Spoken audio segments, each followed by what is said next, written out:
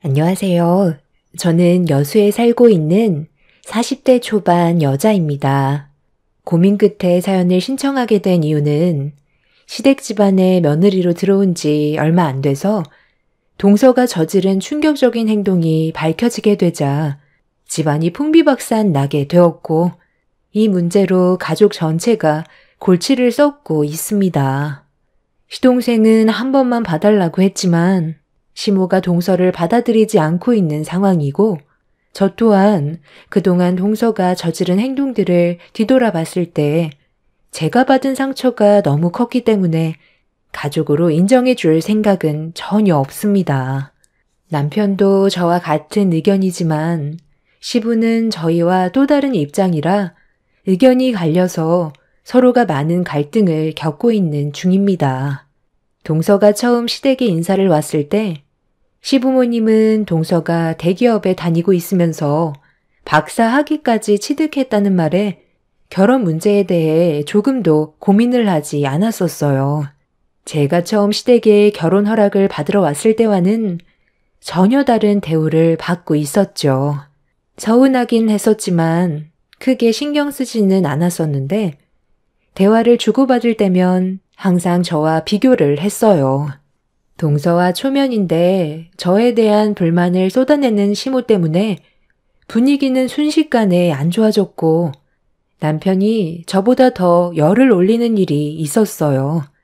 처음 인사 온 동서 입장에서는 많이 당황스러웠는지 말까지 더듬고 있었는데도 시모는 멈추지 않았어요. 처음 시댁에 인사 온 동서를 전혀 배려해주지 않는 행동들이 분위기를 더욱더 안 좋게 만들었고 시모의 말을 듣고 싶지 않았던 저는 먼저 자리에서 일어날 수밖에 없었습니다. 그렇게 시작된 동서와의 첫 만남은 시작부터 좋지 않았었는데 시모의 생각 없는 행동은 결혼식이 끝난 이후 동서에게까지 영향을 주게 되었죠.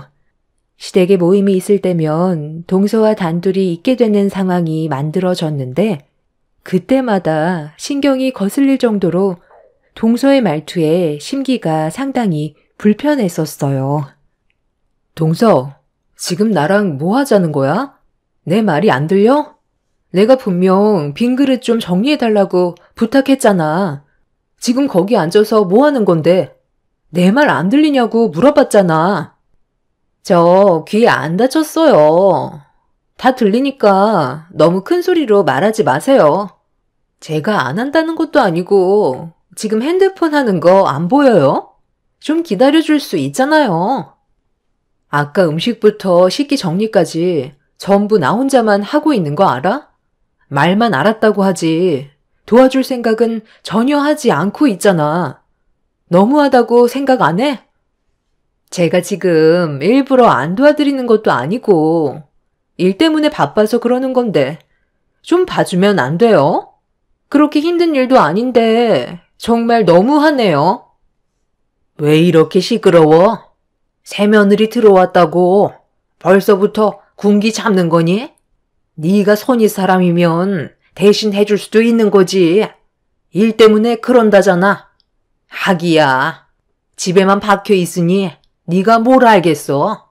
애들 본다는 핑계로 일도 안 하고 있는데 고생하는 막내 며느리 위해서 주말에는 좀 쉴 수 있게 네가 해줘도 되는 거잖아. 대기업에서 일하는 게 어디 쉬운 줄 알아? 주말도 없다는데 오래간만에 쉬는 날까지 갈굴 필요는 없는 거잖니. 어쩜 너는 남에 대한 배려가 조금도 없니? 저는 집에서 애들 보면서 가사 일하고 있으니까 어머님 댁에 와서 노동하는 건 당연한 거라고요. 지금 너무 대놓고 저랑 동서를 차별하고 있잖아요. 이럴 거면 뭐하러 모이자고 하는 거예요? 어머님 집안에 똑같이 며느리로 들어왔으면 당연히 해야 되는 것들인데 대기업에서 일하는 것까지 제가 봐줘야 해요? 어머님, 저 너무 눈치 보여서 못 오겠어요. 제가 노는 것도 아니고 일적인 문제로 회사 사람들과 얘기 중이었는데 그걸 못 보고 저한테 화내는 형님이 너무 배려심도 없는 것 같아서 기분이 정말 안 좋아요. 오늘은 저 먼저 들어가 볼게요. 형님이 저를 이렇게까지 마음에 안 들어 할지 몰랐어요. 동서의 행동에 제가 더 어이가 없었는데 시몬은 잘잘못을 따지는 게 아닌 일방적으로 제가 무조건 잘못을 했다며 좋지 않은 상황을 손윗사람이 풀어야 한다면서 동서에게 사과하라고 저에게 화를 냈습니다. 매번 제 옆에 앉아서 핸드폰만 하고 있는데 어느 누가 그 모습을 보고 가만히 있겠어요. 하루 이틀도 아니고 저만 일을 하는 건 배려가 아니라고 생각했습니다. 하지만 시몬은 제 편이 아닌 동서 편에 서서 저에게 언성을 높이며 화를 냈어요. 편을 들어달라는 것도 아니고 중간 위치에서 얘기해달라는 것 뿐이었는데 시몬은 모든 상황들이 전부 제 탓이라고 시댁에서 나가려는 동서를 붙잡았어요. 이미 저는 안중에도 없었고 오로지 동서한테만 집중이 되어 있었습니다.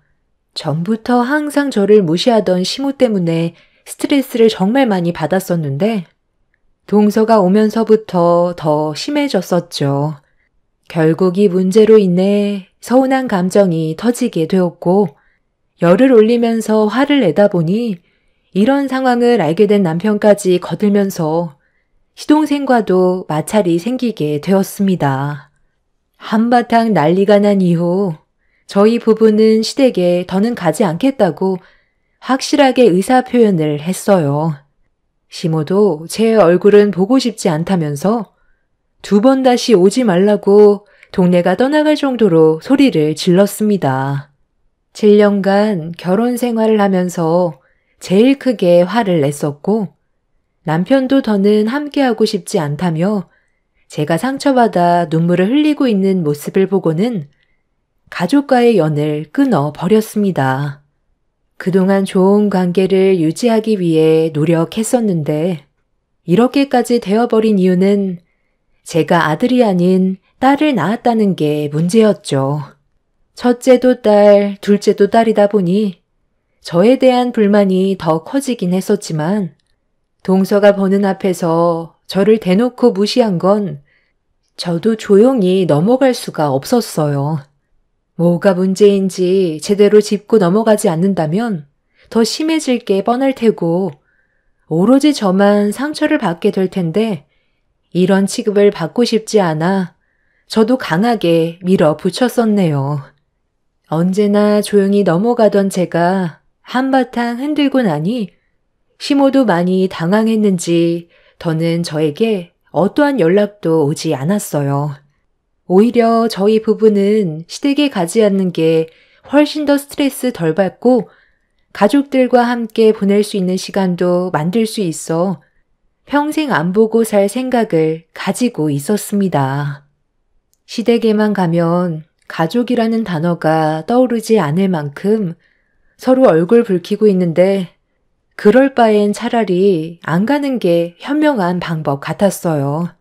7년간 제가 해오던 일들을 시모가 이제 막 며느리로 들어온 동서를 데리고 집안일을 가르쳐야만 하는 불편함이 생기게 되었죠. 애미야, 그동안 잘 지냈니? 애들은 아픈 것 없고 이제 화 좀 가라앉았어? 언제까지 연락 안 하면서 지낼 거니? 그래도 우리가 가족인데 시간을 너무 오래 끄는 것 같구나. 이번 주 주말에 잠깐 얼굴 좀 볼 수 있을까? 할 말도 있고 우리 집에 경사가 생겼거든. 막내 며느리가 글쎄 임신을 했단다. 이게 얼마나 기쁜 소식이니? 저번 일은 내가 좀 미안했다. 막내 며느리를 네가 너무 참는 것 같아 예민한 태도를 보였는데 앞으론 그런 일 없을 테니까 이제 그만 기분 좀 풀어라. 우리가 연락 안 하고 지낸 지 벌써 2달째다. 가족이 등을 돌리고 지내는 건 좋지 않다는 거 너도 잘 알잖니. 언제까지 이렇게 지낼 건데? 평생 얼굴 안 볼 생각이었는데요. 저는 지금 너무 행복해요. 스트레스 받을 일도 없고 오로지 아이들한테만 신경을 써줄 수 있어서 저는 이대로 살고 싶어요. 내가 먼저 전화하고 손을 내밀었으면 너도 어느 정도는 생각해줘야지. 아직까지 화를 품고 있으면 어떡하니? 가족끼리 살다 보면 얼굴 붉힐 수도 있는 거지. 가족이라뇨? 어머님이랑 저는 피 한 방울 안 섞인 남인데요. 가족이라고 생각한 적 단 한 번도 없으니까 그렇게 아끼시는 동서나 잘 챙겨주세요. 네가 계속 이런 식으로 나오면 상황이 더 안 좋게 흘러간다는 거 모르니? 웬만하면 서로 좋게 해결하자. 저번에는 내가 좀 오버한 경향이 있는 것 같다. 네가 좀 얘기해봐라. 얘가 아직까지도 기분이 풀리지 않았는지 좀처럼 마음을 열지 않고 있는데 이러다 우리만 피해를 보게 될 텐데 잘 좀 구슬려서 얼굴 좀 보라고 해봐. 여보세요? 형님, 아직까지 화가 안 풀린 거예요? 이제 그만해도 될 것 같은데. 어머님이 전화까지 해서 미안하다고 했으면 좋게 넘어가 줄 수 있는 거잖아요. 정말 얼굴 안 보고 지낼 거예요? 저희가 한두 살 먹은 나이도 아니고 서로 약간의 문제가 생겼다고 해서 영 끊고 지내는 건 좀 아닌 것 같은데. 웬만하면 이번 주에 나오는 걸로 해요. 그래야 화가 풀리죠. 안 그럼 저희가 형님 댁으로 갈 거예요. 그런 걸 원치 않으면 잠깐이라도 얼굴 봤으면 좋겠어요. 2달의 시간이 흘렀는데도 전혀 바뀌지 않은 시모와 동서의 태도에 더 이상 할 말도 없을 것 같아 전화를 끊어버렸는데 시부모님과 동서내외가 주말에 정말 저희 집에 찾아왔고 초인종을 누르면서 현관문 좀 열어달라고 쉬지 않고 두드리길래 어쩔 수 없이 남편이 문을 열어줄 수밖에 없었습니다. 아침부터 지금 뭐 하는 거예요? 저희는 두 번 다시 얼굴 안 보겠다고 확실하게 말씀드렸을 텐데요. 아버지는 또다시 얼굴 붉히는 거 보고 싶으세요? 나는 뭐 여기가 좋아서 온 줄 아냐?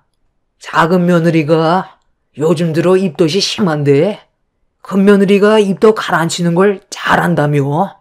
둘째까지 낳았으니까 방법을 알 거 아니야. 그래, 얘 좀 봐라.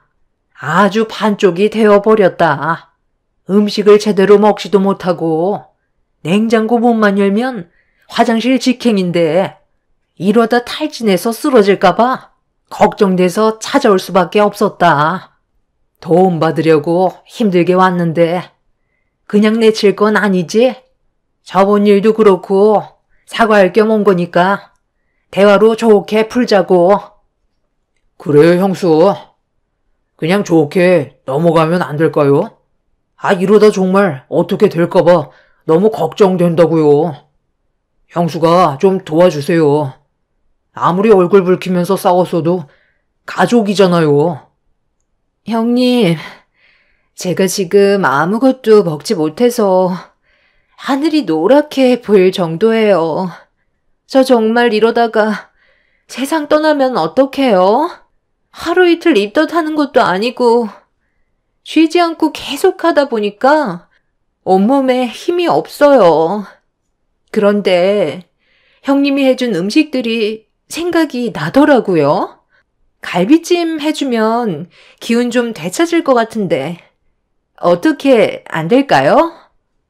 그래, 다른 것도 아니고 얘가 임신해서 입덧 때문에 엄청 고생하고 있는데 뱃속에 있는 아이를 위해서라도 네가 신경 좀 써주면 안 되겠니? 저한테 온갖 상처를 줄 때는 언제고 아쉬우니까 찾아와서 뱃속의 애핑계로 저를 이용하려는 거 모를 줄 알아요? 입덧한다고 세상 떠나는 것도 아니고 시간 지나면 어차피 가라앉게 되어 있어요. 정 힘들면 산부인과 가세요. 여보, 우리 오늘 애들 데리고 바람 쐬러 가기로 했잖아. 서둘러 준비해서 나가는 게 좋겠어. 저희 가족도 일정이 있는데 연락 없이 찾아와선 다짜고짜 동서가 입덧 때문에 고생한다고 저보고 음식을 해달라는 시댁 식구들의 행동에 이미 기분은 상당히 안 좋았어요. 본인들만 생각하는 이기적인 행동들은 전혀 바뀌지도 않았으면서 제가 나가달라는 말에 서운하다며 저희 집에서 또다시 난리를 치기 시작했죠. 남편도 이미 그런 모습에 질려버렸는지 당장 나가달라고 소리를 질렀고 시모는 나가지 않겠다면서 또다시 얼굴을 붉히게 되는 일이 생겨버리게 되었네요. 그날 저희 가족도 오래간만에 시간을 조절해서 여행 계획을 세웠던 건데 시모와 동서 때문에 모든 일정에 문제가 생겨버리게 되었고 이런 상황들이 짜증이 났던 저는 시댁 식구들을 사정없이 밖으로 밀어버렸어요. 조용히 살고 싶어도 마음처럼 되지 않는 현실이 너무 답답해 결국 눈물이 터져 나오게 되자 남편은 차라리 이사를 하는 게 좋을 것 같다면서 그날 이후 부동산에 집을 내놓게 되었습니다. 남편의 결정에 하루라도 빨리 이사를 가고 싶었지만 저희가 계획했던 것과는 다르게 생각보다 집이 빨리 나가지가 않았어요. 그만큼 시간은 더 지체되었고 시모는 저에게 끊임없이 연락을 시도했습니다. 차단까지 하는 일이 생겨버리게 되자 시모는 남편에게 전화를 시도하면서 좋게 풀어가자며 계속해서 설득을 했어요. 어느 날 갑자기 그런 것도 아니고 이미 오랜 시간 상처를 받아왔었기 때문에 제 마음은 쉽게 풀리지가 않았습니다. 그런 관계가 지속이 되던 어느 날 저희 부부가 어쩔 수 없이 시모의 얼굴을 볼 수밖에 없는 일이 생겨버리게 되었습니다.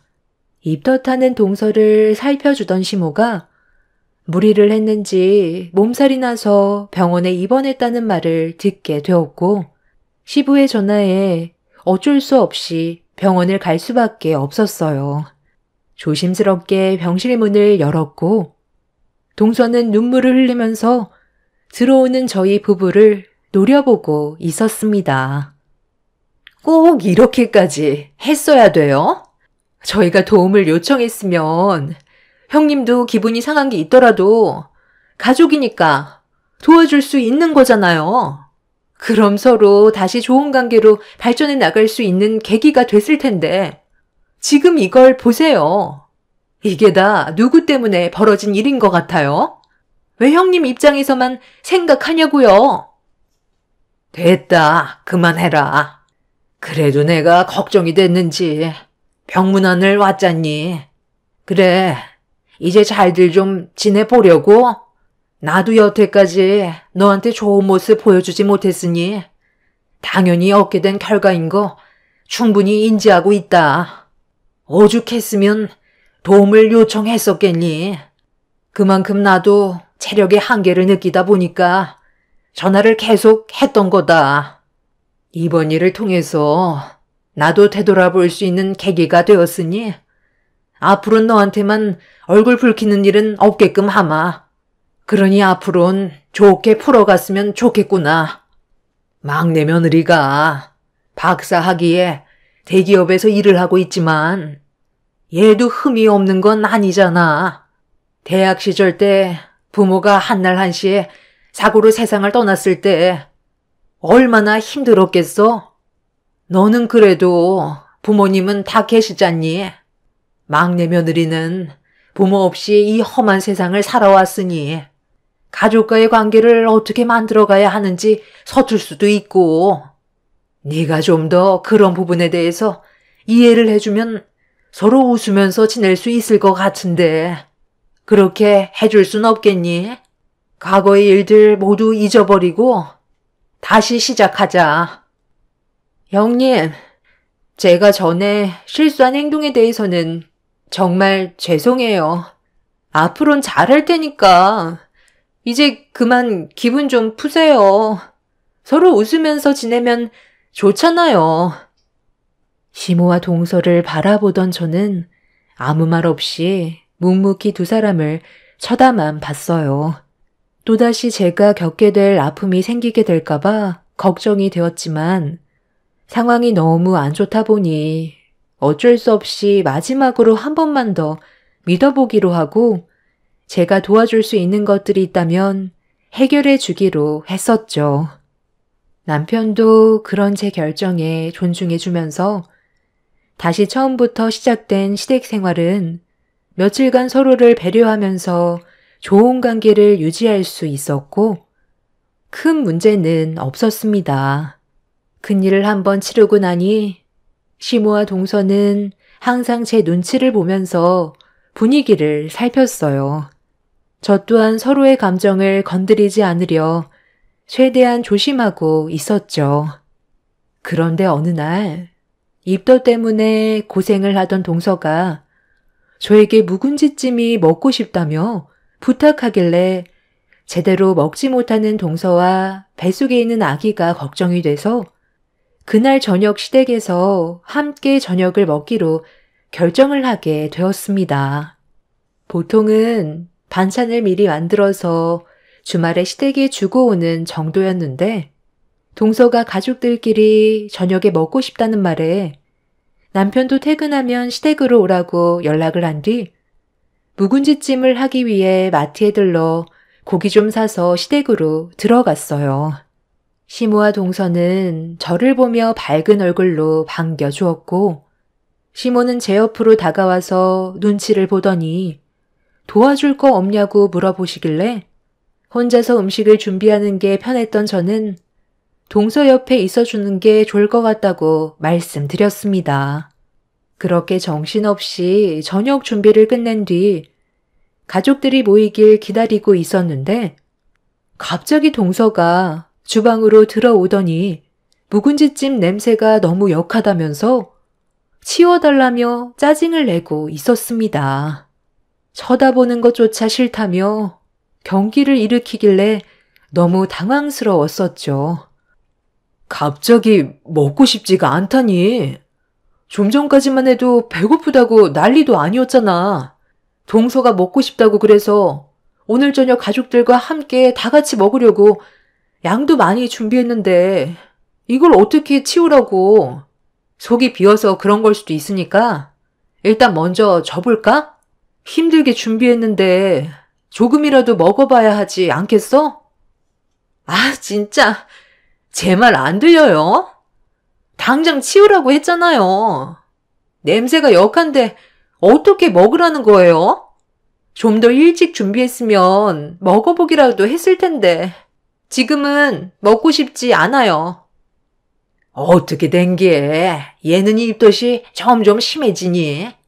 밥 먹기 전에 비위상해서 목구멍으로 넘어가겠니? 너는 그거 하나 딱딱 못 맞춰서 얘 밥도 못 먹이고 이게 뭐니? 동서 혼자 먹을 음식을 하는 것도 아니고 가족 전체가 저녁을 먹어야 하니까 어쩔 수 없이 많이 할 수밖에 없었는데 왜 또 저한테 탓을 돌리는 거예요? 항상 뒤에서 지켜봤었는데 너는 손이 너무 느려. 일부러 막내 며느리 속 뒤집어지라고 그러는 거지? 이런 식으로 복수하는 거 아니야? 그러니까요. 형님, 입덧 안 해봤어요? 제때에 먹지 못하면 냄새조차 맡고 싶지 않다고요. 둘째까지 나왔으면서 이런 거 하나 딱딱 못 맞춰요? 나 참 힘들게 장봐와서 땀 흘리며 정성껏 준비했는데 결국 돌아오는 건 이런 거야? 나는 동서가 먹고 싶대서 계획에도 없던 일이었는데 동서랑 뱃속의 아이를 위해 정말 열심히 만들었다고. 그런데 방금 뭐라고 했어? 이게 서로를 위한 배려인 거야? 입덧 때문에 갑자기 먹고 싶지가 않으면 좋게 얘기할 수 있잖아. 임산부 배려는 당연한 거라고요. 어찌됐든 지금은 먹고 싶지 않으니까 다른 음식 해주세요. 갑자기 백숙이 먹고 싶어요. 당장 장봐와서 해주면 좋겠어요. 아유, 그래, 그렇게 해줘라. 백숙 먹고 싶다는데 어쩌겠니? 임산부인데 네가 이해해줘야지. 기분이 그때그때마다 달라지는 거 너도 잘 알잖니. 묵은지찜은 일단 치워버려라. 얘가 냄새 때문에 곤욕스러워하는데 어쩔 수 있겠니? 일단 방으로 들어가서 좀 쉴까? 아니면 소파에 앉아 있을래? 아니요. 저 혼자 방으로 들어갈게요. 한숨 자고 나올 테니까 백숙 준비해 주세요. 정 힘들 것 같으면 배달이라도 시키던가요. 아유, 진짜. 밥 한 끼 먹는 거 정말 힘드네. 동서의 행동에 어이가 없어서 할 말을 잃어버려 방으로 들어가는 모습을 멍하니 바라보고 있는데 갑자기 시모가 뭐 하나 마음에 드는 구석이 하나도 없다며 제 뺨에 손을 올리려 하길래 너무 놀라 피하면서 뭐 하는 짓이냐고 소리를 지르려는 순간 때마침 시댁 식구들이 하나둘 집으로 들어오자 시모는 거실 밖으로 나갔어요. 시모의 행동에 충격을 받은 상태에서 남편은 주방에 서 있는 저에게 다가오더니 표정이 좋지 않은 걸 눈치챘는지 무슨 일이냐고 물어보길래 좀 전의 상황을 설명했어요. 그리고 제 말이 끝나자마자 남편은 제 얼굴에 손을 올리려 했다는 거에 분노를 가라앉히지 못했어요. 이런 와중에 동서는 방에서 급하게 나와 화장실에서 입덧을 한 뒤 힘겹게 걸어 나왔는데 그런 동서를 보자마자 안 좋은 대화를 주고받았습니다. 시동생은 남편한테 뭐 하는 거냐고 목소리를 높이면서 갑자기 밖으로 뛰쳐나간 동서를 뒤따라 나갔어요. 집안은 조용해졌지만 이미 풍비박산 난 거나 다름없었죠. 시부는 소파에 주저앉아 또다시 이런 일이 벌어진 거에 대해 괴로워하고 있었어요. 그렇게 한참 동안 정적이 흐른 뒤 동서내외가 다시 집으로 들어왔는데 남편은 동서내외를 보자마자 입을 열었습니다. 이 망할 놈의 집구석. 내가 오늘 바로 잡을 거니까 둘 다 당장 무릎 꿇어. 재수 씨는 사람이 왜 이렇게 이기적이고 가족 간의 분열을 만드는 거야? 입덧 때문에 먹고 싶은 마음이 없어졌으면 좋게 설명하면 되는 거지. 꼭 이런 식으로 나왔어야 돼? 앞으로 조심하겠다면서.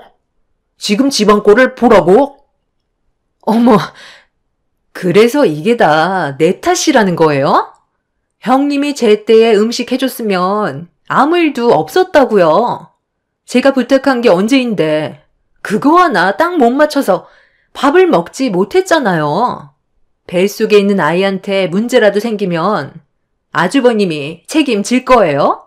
도와주겠다는 말만 그러지. 일부러 제가 고통받는 걸 즐기는 거 아니냐고요. 동서, 말이 좀 심한 거 아니야? 나도 똑같은 경험을 했었고 그 고생을 알기 때문에 최대한 서둘러서 음식 준비해 주려고 했었어. 그런데 고통받는 걸 즐긴다고? 오늘로써 확실하게 알 수 있겠네.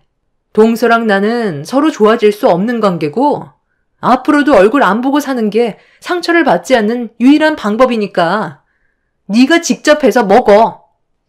더는 대화조차 섞고 싶지 않아 아이들을 데리고 남편과 함께 집으로 돌아가려는데 현관문을 나서려는 순간 동서가 갑자기 제 머리채를 잡아 사정없이 흔들었어요. 너무 순식간에 일어난 일이라 무방비 상태로 당해 버렸고 동서의 돌발 행동에 놀란 남편은 동서를 저에게서 떼어내려고 밀어내는 순간 손으로 잡고 있던 인부복이 뜯어졌고 온 가족이 동서의 몸을 보자마자 경악을 하고 말았습니다. 제 눈에 들어온 건 동서의 임신한 몸이 아닌 임신 체험복을 착용하고 있었고 그걸 보게 된 가족들은 할 말을 잃어 동서의 몸을 빤히 쳐다만 보고 있었네요.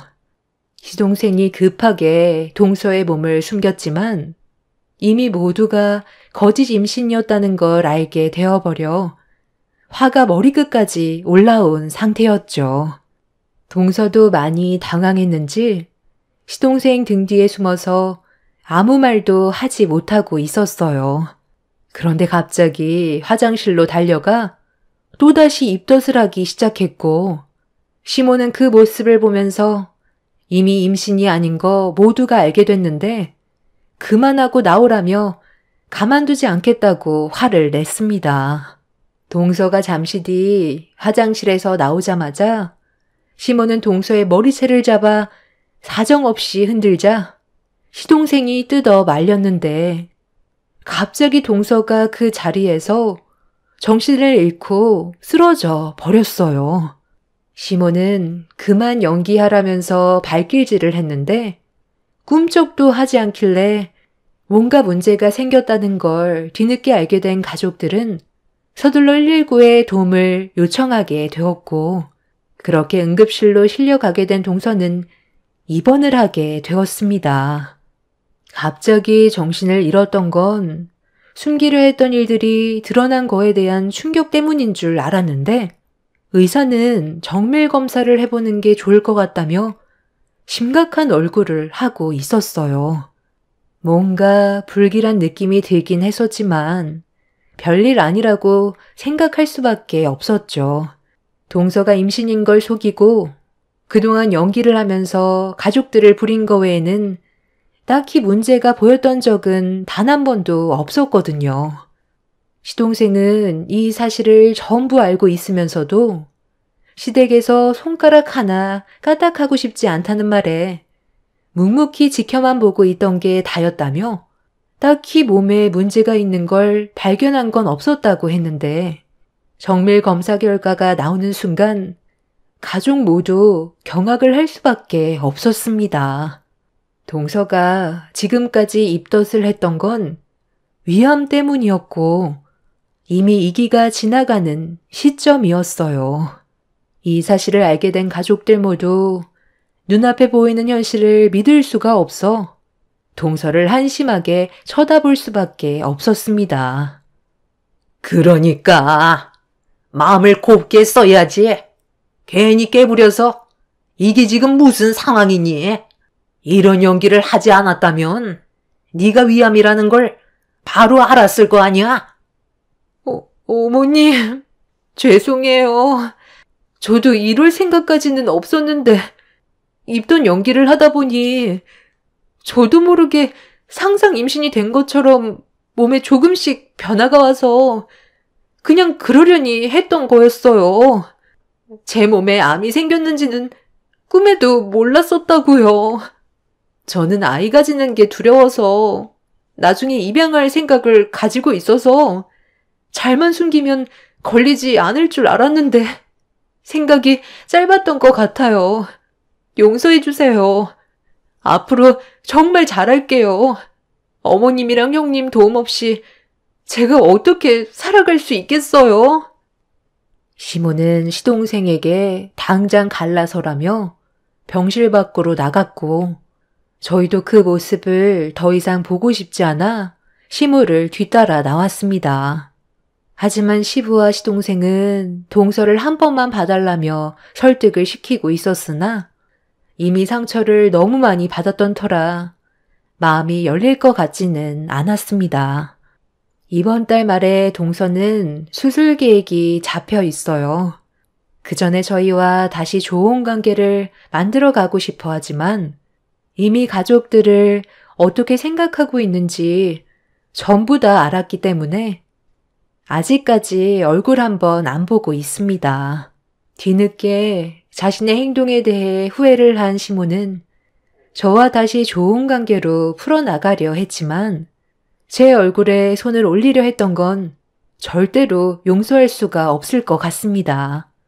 저희 가족은 예정대로 이사를 진행할 거고 이번 일을 통해 가족과의 연을 아예 끊어낼 생각입니다. 저희 가족만 보며 사는 게 행복을 유지할 수 있는 유일한 방법인 것 같네요. 암이라고 도와달라며 손을 내미는 동서도 자신의 이기적인 모습을 되돌아봤으면 좋겠어요. 세상 떠날 날이 돼야 깨닫게 될 것 같긴 하지만 자신의 업보겠죠.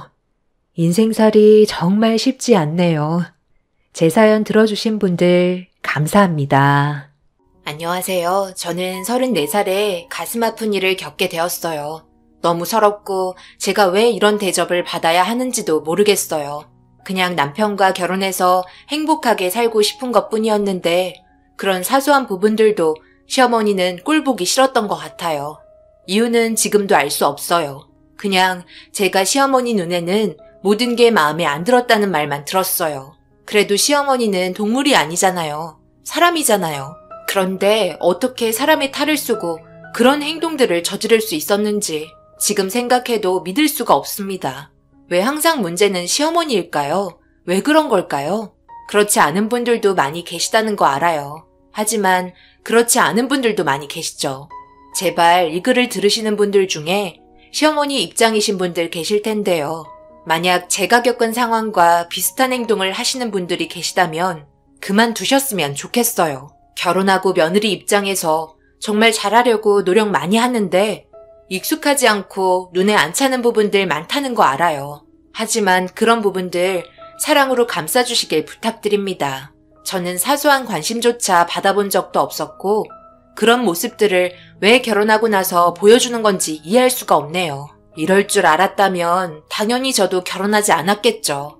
사건의 시작은 제가 임신을 하고 나서부터였어요. 결혼하자마자 거의 바로 임신을 하게 되었는데요. 제가 임신을 하려고 한 것도 아니고 어쩌다 보니 이런 상황이 생긴 건데 그게 잘못된 건 아니잖아요. 결혼도 했고 아이 가질 계획도 있었어요. 최소 1년 정도는 신혼생활 즐기고 계획을 하려고 했었죠. 그런데 갑자기 임신이 되면서 저도 당황스러웠지만 그래도 너무 행복하고 좋았습니다. 1년 뒤에 가지나 바로 가지나 그게 그거니까요. 남편은 오히려 더 좋아하더라고요. 저희 집안도 정말 많이 축하해 주었죠. 며느리 사랑 시아버지라고 임신했다는 소식을 접하자마자 몸에 좋은 것들 엄청나게 싸들고 신혼집으로 찾아오셨습니다. 그런데 시어머니 뭐가 마음에 안 드셨는지 입이 엄청 나오셔서는 저와 말도 안 하시고 뭔가 단단히 기분 상하신 것 같았습니다. 그래서 조심스럽게 물어봤어요.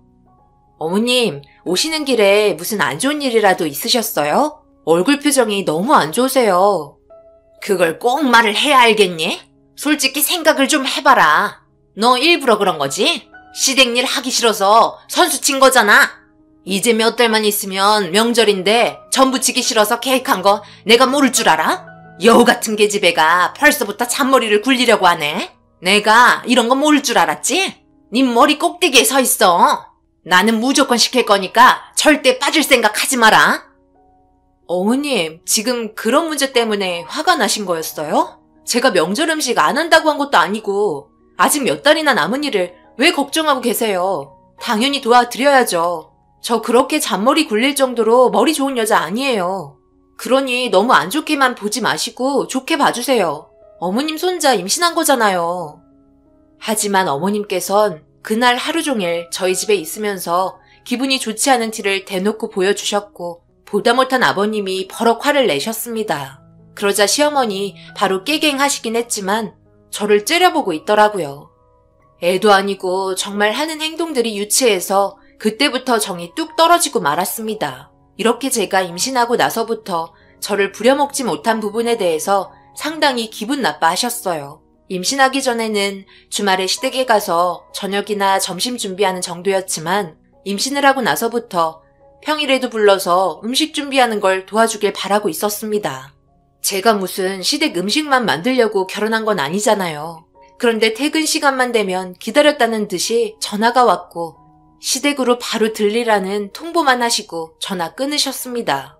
처음에는 불만 갖지 않고 묵묵히 도와드렸어요. 좋은 관계를 유지하고 싶었고 제가 열심히 도와드리고 움직이는 모습 보여드리면 어머님 마음도 어느 정도 열려서 저를 좋아해 주실 거라고 생각하고 있었죠. 하지만 그건 제 착각이었습니다. 점점 더 심해지기 시작했어요. 저는 이런 생각까지 했었습니다. 이제 세상 떠날 때가 되셔서 그런 건가? 아니면 내가 이혼을 하길 바라시는 건가? 별의별 생각이 다 들게 되었죠. 남편도 옆에서 지켜보고만 있지 않고 자기 엄마의 행동에 대해 잘못한 부분을 짚고 넘어갔어요. 그런데 그게 불난집에 부채질한다고 윤활제를 들이부은 거나 다름없었습니다. 시어머니 노발대발 하신 거죠. 네가 지금 결혼했다고 엄마 무시하는 거니? 너희 집이랑 우리 집 멀지도 않은데 밥 따로 먹는 것보다 이렇게 함께 모여서 먹으면 좋은 거 아냐? 네 마누라 힘든 거 보이고 한평생 너 키우느라 뼈 빠진 엄마는 보이지도 않나 봐. 이러니 내가 새아가를 좋게 볼 수 있겠어? 시댁에 와서 음식하는 것도 불만 가지고 너한테 쪼르르 달려가 일러 바쳤니? 그렇게 안 봤는데 너 정말 안 되겠구나. 내가 오늘 조용히 넘어가려고 했는데 도저히 안 되겠다. 시어머니 갑자기 저에게 소리를 지르면서 다가오기 시작하셨고 그런 모습에 당황스러워 남편 뒤로 숨어버리자 더 큰 화를 불러왔는지 제 머리를 붙잡으려고 달려드셨습니다. 아버님이 때마침 심부름 갔다가 들어오시면서 다행히도 상황은 종결이 되었고 조용히 넘어가는 듯 보였어요. 음식이 입으로 들어가는지 코로 들어가는지 모를 정도로 분위기가 험악해져 있는 상태에서 오랜 시간 있지 않고 밥만 대충 먹고 나왔습니다. 남편은 화가 많이 났는지 시댁에 발길 끊으라며 임신한 며느리한테 뭐 하는 건지 이해할 수 없다고 화를 내고 있었어요. 저는 아무 말 없이 눈을 감고 있었고 제가 한 잘못이 뭐가 있는지 떠올려 봤지만 기억나는 건 아무것도 없었습니다. 그렇게 연락 한 통 없이 지내고 있었어요. 아버님은 어찌 지내는지 궁금하기도 하고 남편과 술 한잔 먹으려고 오시긴 했어도 시어머니는 오지 않았습니다. 오히려 없는 편이 저에게 속편했고 그냥 이대로 관계가 지속이 됐으면 하는 바람으로 결혼생활 보내고 있었지만 저에게 올 것이 오고 말았어요. 명절이 다가왔고 어쩔 수 없이 가야 하는 상황이 생기고 말았습니다. 제사 때문에 불참하긴 눈치가 너무 보였어요. 그런데 문제는 제가 입덧을 하고 있었거든요. 딱히 도와드릴 것도 없었고 계속 화장실에만 있어야 할 것 같아 남편에게 어떻게 해야 할지 고민된다며 물어보았고 명절날 시댁 오지 말고 친정집에 가 있으라며 저를 배려해 주었습니다. 남편의 결정에 정말 고마웠어요. 시댁에 가서 계속 화장실 들락날락 하느니 얼굴 안 비치는 게 오히려 괜찮을 것 같다고 생각을 했죠. 그런데 이 문제 또한 경솔한 판단이었다며 시어머니의 분노가 또다시 시작이 되었습니다. 먼 거리도 아니고 신혼집과 시댁과의 거리가 가까운데 정 아닌 것 같으면 다시 집으로 들어가면 되지 얼굴 한번 내밀지 않았다며 저희 집에 찾아오셨어요. 그런데 너무 황당해서 시어머니의 행동을 멍하니 쳐다보고 있었습니다. 양손 가득히 보자기에 물 잔뜩 싸가지고 오셨는데 주방에서 가지고 온 물건을 풀기 시작했고 그 안에 들어있던 내용물은 다름 아닌 명절날 만들어 먹어야 할 전부칠 재료들이었어요. 그냥 시댁으로 오라고 하면 되는 걸 굳이 재료들 힘들게 가지고 오셔서 저희 집에서 전부치는 일을 왜 하시는 건지 이해하지 못했어요. 그런데 시어머니 저를 쳐다보시며 한마디 하시더라고요. 뭘 멀뚱멀뚱 보고 있는 거야? 빨리 안 움직여? 시애미가 다 준비해왔으면 네가 부쳐야 할 거 아니야. 너 설마 전 만드는 것조차 모르는 거 아니지? 이쪽으로 오래도? 빨리 만들어야 식구들 먹을 거 아니야. 네가 나한테 뭐라고 그랬어? 임신해도 할 건 한다고 하지 않았니? 그런데 입덧한다고 지금 음식 안 만들려고 시댁에 안 오려고 해? 한 번 뱉은 말은 주워 담을 수 없다는 거 잘 알고 있지? 네가 입덧을 하던 출산을 하던 팔이 부러졌어도 해야 할 일은 무조건 해야 된다. 알겠니? 어머님 무슨 말씀하시는지 저도 잘 알고 있는데요. 상황이라는 게 언제든 바뀔 수 있는 거잖아요. 저도 그때 당시 일손 도와드리고 싶었고 별 문제 없을 거라고 생각했어요. 그런데 입덧이 심한 걸 어떡해요. 지금도 기름 냄새 때문에 속이 울렁거려 죽겠는걸요? 제발 저 좀 살려주세요. 저도 정말 힘들다고요.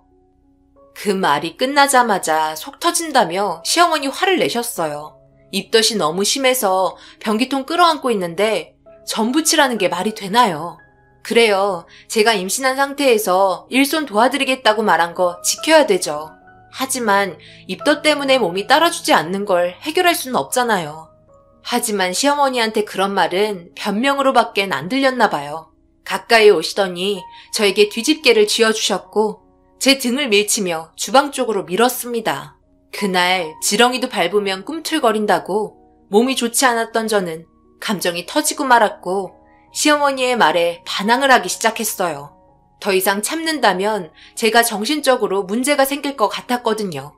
그래서 시어머니가 주신 뒤집개 다시 돌려드렸습니다. 그러자 생각하지 못한 행동을 해서 그런지 상당히 당황해 하셨고 얼굴빛이 창백해지셨어요. 몸이 안 좋아서 전 붙일 힘이 없으니 당장 돌아가시라고 소리 질렀습니다. 그러면서 시어머니한테 저도 속마음을 얘기했어요. 처음에는 딸 같다고 얘기하시더니 이런 것 보면 며느리는 딸이 될 수 없다는 게 확실하네요. 딸은 핏줄로 형성된 가족이지만 며느리는 피 한 방울 안 섞인 남이잖아요? 지금 봐봐요. 어머님께서 지금 저한테 하시는 행동을 보시라고요. 어떻게 이게 딸에게 대한 행동인가요? 제가 어머님 기분 따라 움직이는 기쁨조는 아니거든요? 저는 소리 못 질러서 이런 줄 아세요? 뭐라고? 너 지금 말 다 했니? 네가 우리 집에 와서 한 게 뭐야? 이 핑계에 저 핑계 대면서 요리조리 빠지려고만 하고 이번 명절도 얼굴 한번 안 비치려고 오지도 않았잖아. 시엠이 죽어라 고생만 하는 꼴 보고 싶은 거니? 어떻게 너만 생각하는 거야? 결혼을 했으면 기본적인 도리는 하고 살아야 되는 거야. 얼른 전부치지 못해? 시어머니의 강요에도 하지 않겠다고 고개 돌렸어요. 그 순간 시어머니 참을 수 없었는지 뒤집개가 제 얼굴에 날라오려고 하는 순간 남편이 들어왔고 상황은 다행히 마무리가 되었습니다. 시어머니 자기 잘못 건드렸다며 갈 때까지 가보자고 무서울 정도로 쳐다보고 집으로 돌아가셨어요. 그리고 그때 이후로 단 한 번도 얼굴을 본 적 없고 전화 한 통 온 적 없었습니다. 남편도 자기 엄마가 왜 그러는지 도저히 모르겠다며 시집 온 며느리는 꼭 시댁 일을 해야 하는 몸종으로 생각하고 있는 것 같다며 한숨만 내쉬고 있었어요. 저도 그 말엔 공감을 하고 있었어요. 제가 결혼하기 전에는 어떻게 살았는지 정말 궁금하네요. 하나뿐인 며느리 아껴주고 잘해주면 시어머니한테 더 좋은 영향을 줄 수 있을 텐데 왜 이런 식으로 행동을 하셔야 할까요? 그래서 저보다 먼저 시집간 주변 친구들에게 물어봤어요. 시어머니 성격 어떻냐고요? 그런데 저희 시댁과 반대로 며느리를 정말 딸처럼 대해주고 잘해준다며 시댁에 놀러 한번 가게 되면 상다리 부서질 정도로 음식도 차려준다는 말에 결국 눈물이 흘렀습니다. 임신하기 전으로 돌아가고 싶었어요. 그 기간이 얼마 되진 않았지만 시어머니가 시키는 일 곧잘 했고 그런 행동들을 보였을 때 정말 좋아해 주셨거든요. 시어머니와의 관계 회복을 해야 할 것 같은 생각이 들었고 남편에게 다시 예전처럼 돌아가고 싶다며 이런 상황들이 계속 지속이 되는 걸 원하지 않는다고 제 고민을 털어놓게 되었어요. 남편도 한 가족이 된 마당에 인연 끊지 않는다면 이런 식으로 언제까지 지내야 할지 몰라 자기도 엄청 답답한 상태였다고 남편 나름대로 있었던 고민들을 저에게 털어놨고 아무래도 시어머니와 진지하게 대화를 이어나가야 할 것 같아 주말에 시간 내서 저희가 살려고 호랑이 굴에 먼저 들어갔습니다. 연락 한 통 없었고 다시는 얼굴 안 볼 것처럼 나왔었는데 먼저 얼굴 들이밀자 예상하지 못한 상황에 좀 놀라셨는지 당황해하셨고 시어머니 평소에 좋아하시는 주전부리 종류별로 사가지고 들어갔어요. 때마침 저녁 준비하고 계셔서 입덧이 있는데도 꾹 참고 시어머니 일손 도와드렸습니다. 그런 모습을 보이자 아무 말 없이 손가락질하며 이것저것 시키셨고 힘든 몸이었지만 내색하지 않고 움직였어요. 제가 그날 노력하는 모습을 계속해서 보이자 침묵을 지키던 어머님도 조금씩 입을 여셨고 심각했던 관계는 호전되는 듯 보였습니다. 식사가 끝이 나고 거실에 둘러앉아 저희 입장에서 시어머니가 조금이라도 이해해주길 바란다며 조심스럽게 대화를 이어나갔고 시어머니도 자기의 행동이 너무 지나친 것 같았다면서 관계를 회복시키려고 노력하셨어요. 남편도 옆에서 좋은 게 좋은 거라고 웃으면서 살아도 모자랄 판에 서로 헐뜯지 말고 살자며 지금처럼만 살면 소원이 없겠다고 거들어줬어요. 아버님도 이제야 숨통이 트이는 것 같다고 크게 숨을 내셨고 그렇게 계획한 대로 모든 게 잘 해결이 되었어요. 시어머니도 무슨 일이 있을 때 강요하지 않겠다며 뭐든지 화부터 내기 전에 대화로 풀어가겠다고 약속하셨고 저희는 기분 좋게 집으로 돌아올 수 있었습니다. 그리고 별일 없이 잘 지내왔어요. 여느 가족처럼 행복했었죠. 시어머니 얼굴에도 웃음이 피어났고 모든 게 좋았습니다. 이런 식의 결혼 생활이 지속이 된다면 더 이상의 소원은 없었어요. 그런데 엄청난 일들이 다가오고 있다는 건 예상하지 못했고 그 일로 인해 사람은 변할 수 없다는 것 또한 알게 되었습니다. 배가 점점 불러오고 만삭이 된 상태가 되자 숨쉬기도 힘들더라고요. 그런데 하필 김장날이 다가왔고 시어머니는 언제 애가 나오냐며 계속해서 보채기 시작했습니다. 아직 시간이 좀 더 필요하다고 얘기하니 아기가 빨리 태어나야 김장 도와줄 거 아니냐고 얘기하셨고 그 문제는 제가 어떻게 할 수 있는 문제가 아니라 해결할 수 없다고 얘기했어요. 제가 임의대로 출산을 할 수도 없는 노릇이고요. 아무래도 출산을 하려면 몇 주는 더 있어야 하니 김장은 천천히 하면 안 될까요? 안 하겠다는 게 아니라 시간을 좀 더 늦추면 도와드릴 수 있을 것 같은데 괜찮으시죠, 어머님? 이번에 좀 많은 양을 하려고 했는데 예전에는 우리가 먹을 것만 했지만 너희도 먹어야 하잖니. 그래서 배추 많이 주문해놨는데 기간을 늦추면 개에게 차질이 생기잖니. 그러지 말고 지금도 배는 충분히 부른 것 같은데 유두분만 주사를 놓는 건 어떻게 생각하니? 그래야 때 맞춰서 김장을 할 수 있을 것 같은데 시엠이 말대로 이번에 산부인과 가서 검사 좀 받아보도록 하자. 시기를 늦추면 김치도 맛이 없게 돼서 그건 아닌 것 같다. 어차피 출산하면 바로 일 시작해도 되잖아. 한국만 몸조리 하는 거 아니? 외국은 출산하고 몸조리 같은 거 하지도 않아. 바로 일하지. 아기는 안 싸더니 봐주면 되는 거고 너는 유축해서 아기 먹을 것만 부족하지 않게 보내면 되잖아. 내 계획 괜찮은 것 같지? 어머님, 제 입장에서 설명을 드린다면 유두분만을 일부러 한다는 게 저와 태아한테 좋지 않을 것 같아요. 어차피 출산 주기 되면 자연스럽게 나올 게 뻔한데 그걸 억지로 진행시킬 필요가 있어요? 제 뱃속에 있는 어머님 손자가 중요하지 김장이 중요한 건 아니잖아요. 저는 유두분만 촉진제는 반대할게요. 이해해줄 수 있으시죠? 그러자 시어머니 표정이 굳으셨고 그 얼굴 표정에 공포가 느껴졌습니다. 그래서 김장을 미리 할 수 없냐고 물어보니 배추가 들어오는 날짜가 정해져 있어서 그건 또 안 된다고 하셨어요. 시어머니 한참 동안 저를 빤히 쳐다보시더니 마지못해 알았다고 얘기하셨고 그렇게 무사히 상황을 벗어날 수 있었어요. 아직도 그때 시어머니의 눈빛을 잊을 수가 없네요. 무표정한 얼굴로 저를 바라보는 그 짧은 몇 초가 저를 말려버리는 것 같았거든요. 시어머니는 다시 집으로 돌아가셨고 남편이 퇴근하고 들어오면서 별일 없었냐고 물어보길래 시어머니와 있었던 일에 대해 얘기하기 시작했고 그 말을 듣자마자 역시나 제가 생각했던 반응과 똑같았어요. 말이 안 된다며 어떻게 뱃속에 있는 아이보다 김장이 중요하냐며 화를 내기 시작했고 남편을 진정시키면서 그래도 잘 해결됐으니 걱정하지 말라고 일러줬네요. 별일 없이 지나가는 듯 조용했지만 제 몸으로 느껴지는 기분은 좋지 않았어요. 꼭 뭔가 터질 것만 같은 느낌이 들었죠. 한동안 조심해야겠다 생각했고 시어머니와의 마찰을 최대한 줄이려고 연락이 오지 않는 이상 연락을 하지 않았습니다. 쓸데없는 상황을 만들고 싶지 않았거든요. 그런데 어느 날 시어머니한테 아침 일찍 전화가 왔고 전화를 받아보니 안부가 아닌 본론부터 얘기하셨고 자기가 아는 지인이 산부인과 원장인데 같이 가서 몸 상태 좀 확인하자는 말이었어요. 제가 임신하고 단 한 번도 그런 말이 없으셨다가 갑자기 아는 지인이 산부인과 원장이었다며 가자고 할 때 이상하게 느껴지긴 했었지만 별일 있겠냐 생각했었죠. 그렇게 나갈 준비하라고 통보하시고 전화를 끊으셨고 옷을 주섬주섬 챙겨 입고 시어머니 기다리고 있었습니다. 혹시 몰라 두려운 마음에 남편에게 지금의 상황을 문자로 알렸어요. 남편도 무슨 일이 벌어지게 된다면 당장 달려오겠다며 도착하는 대로 산부인과 위치와 이름을 물어봤습니다.